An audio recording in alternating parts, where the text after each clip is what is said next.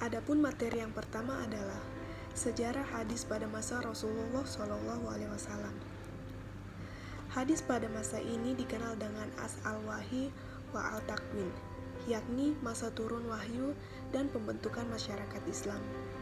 Pada keadaan seperti ini, menurut keseriusan dan kehati-hatian para sahabat sebagai pewaris pertama ajaran Islam, wahyu yang ditentukan Allah dijelaskan Nabi melalui perkataan, perbuatan, dan takrirnya, sehingga apa yang didengar dan disaksikan oleh para sahabat merupakan pedoman amaliyah dan ubadiyah mereka. Nah, beberapa cara Rasulullah SAW menyampaikan hadis. Yang pertama yaitu melalui majelis ilmu para sahabat dan melalui ceramah atau pidatonya. Pada masa Nabi Muhammad SAW, hadis tidak ditulis secara resmi, sebagaimana Al-Quran. Hal ini dikarenakan adanya larangan dari beliau. Larangan menulis hadis dari Rasul sendiri, bagaimana diriwayatkan oleh Abu Sa'id Al-Khudri bahwa Rasulullah SAW bersabda, "Janganlah kamu menulis selain yang berasal daripadaku, kecuali Al-Quran, dan barang siapa yang telah menulis daripadaku selain Al-Quran, maka hendaknya ia menghapuskannya." Larangan ini dikarenakan penulisan hadis tersebut secara implisit menunjukkan adanya kekhawatiran dari Nabi apabila hadis yang ditulis akan bercampur baur dengan catatan ayat-ayat suci Al-Quran. Meskipun demikian, ada juga riwayat-riwayat yang menyatakan bahwa pada masa Rasul ada yang sebagian sahabat yang memiliki lembaran-lembaran yang disebut dengan syifa yang berisi tentang catatan hadis. Selanjutnya, pada materi yang kedua adalah saya akan membahas sedikit tentang sejarah hadis pada masa sahabat. Periode kedua sejarah perkembangan hadis adalah masa Khalifah Rasyidin, Abu Bakar, Umar bin Khattab, Utsman bin Affan, Ali bin Abi Thalib, yang berlangsung sekitar tahun 11 Hijriah sampai 40 Hijriah. Masa ini disebut dengan masa sahabat besar. Pada masa ini, perhatian para sahabat masih terfokus pada pemeliharaan dan penyebaran Al-Quran. Maka, periwayatan hadis belum begitu berkembang dan kelihatan berusaha membatasinya. Oleh karena itu, para ulama dianggap sebagai masa yang menunjukkan adanya pembatasan periwayatan. Pembatasan penyederhanaan hadis yang ditunjukkan oleh para sahabat dengan kehati-hatiannya menggunakan dua jalan dalam meriwayatkan hadis dari Nabi Muhammad SAW, yaitu yang pertama, periwayatan lafzi adalah periwayatan hadis yang redaksinya atau matanya persis seperti yang diurutkan Rasulullah SAW dan hanya bisa dilakukan apabila mereka hafal benar apa yang disabdakan Rasulullah. Yang kedua, periwayatan maknawi adalah periwayatan hadis yang matanya tidak persis sama dengan yang didengarnya dari Rasulullah SAW, akan tetapi isi dan maknanya tetap terjaga. Dengan demikian, para sahabat Nabi Muhammad SAW sangat kritis dan hati-hati dalam periwayatan hadis. Tradisi tersebut menunjukkan bahwa mereka sangat peduli tentang kebenaran dan periwayatan hadis. Di antaranya, pertama, para sahabat bersikap cermat dan hati-hati dalam penerimaan suatu riwayat.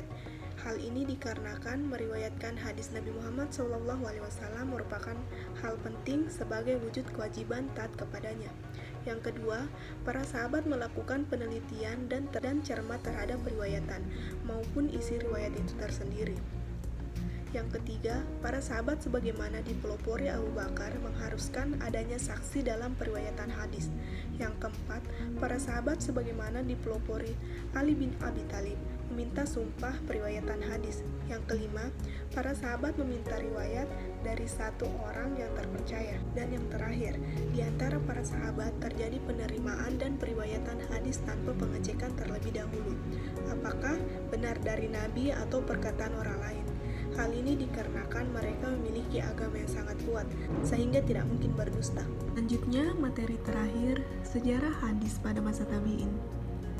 Tabi'in artinya pengikut, yaitu orang Islam yang masa hidupnya setelah para sahabat Nabi, dan tidak mengalami masa hidup Nabi Muhammad SAW.